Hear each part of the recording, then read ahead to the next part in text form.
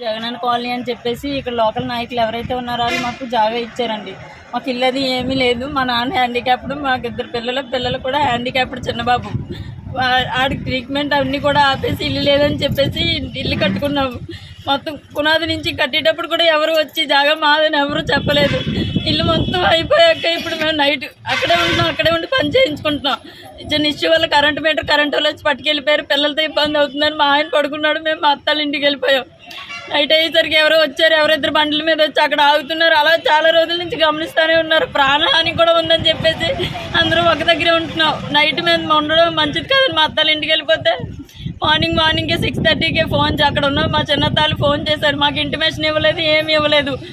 నేను అట్టుపడితే నన్ను తోసేస్తున్నారు. మా ఆయన ఇంట్లో నుంచి ఇడ్చుకొని వచ్చేస్తున్నారు. ఇక్కడ వాళ్ళు కాదు, ఎవరో బయట వాళ్ళు 10 మందిని తీసుకొచ్చారు. వాళ్ళు మా ఆయన్ని నన్ను బయటకు తోసేస్తున్నారు. మొత్తం పడగొట్టేశారు. ఇటు వెళితే అటు వెనకలతో పొగ చేసి పడగొడుతుంది, వెనకాల వైపు వెళ్తే ముందర ఒక చేసి పడగొడుతుంది. చిన్న బిడ్డలోని కూడా చూడకుండా మొత్తం గ్యాస్ స్టవ్, బట్టలు అన్నీ ధ్వంసం చేసి అన్నీ ఇరగొడేసి బయటకు తోస్తారు. ఆయన్ని నన్ను కూడా బయటికి లాగేశారు. ఎవరు పడితే వాళ్ళే లాగేశారు. చేతులు అవి పట్టుకొని ఆడదానని కూడా చూడలేదు. ఫుల్ డ్రింక్ చేస్తున్నారు వాళ్ళు. రామకృష్ణ గారు పంపించారు అంటున్నారు. ఎవరెవరో పేర్లు చెప్తున్నారు. టీడీపీ వాళ్ళ పేర్లు అవి వేగి పవన్ సంథింగ్ పేర్లు చెప్తున్నారు. బయటకు లాగేశారు మా ఆయన్ని నన్ను. సిపిలో ఇచ్చారండి, 21 మందికి ఇచ్చారండి. ఇందులో అందరికీ ఇచ్చినట్టున్నాయి. 21 మందికి ఇచ్చారు. వాళ్ళు ఎవరిది కొట్టచ్చలేదు. ఇంచుమించు 3 బిల్డింగ్లు ఉన్నాయి. చెప్పినప్పుడు అలా ఈ బిల్డింగ్ మమ్మల్ని ఆపొద్దు, ఈ బిల్డింగ్ పడగొట్టిన తర్వాత ఇంకా 3 బిల్డింగ్లు పడగొట్టాలి అలాగని చెప్పి ఈ బిల్డింగ్ పడగొట్టు మేము ఆపుతూనే ఉన్నాము. వాళ్ళు మమ్మల్ని లాగెత్తూనే ఉన్నారు, ఆపుతూనే ఉన్నాము, లాగెత్తూనే ఉన్నారు.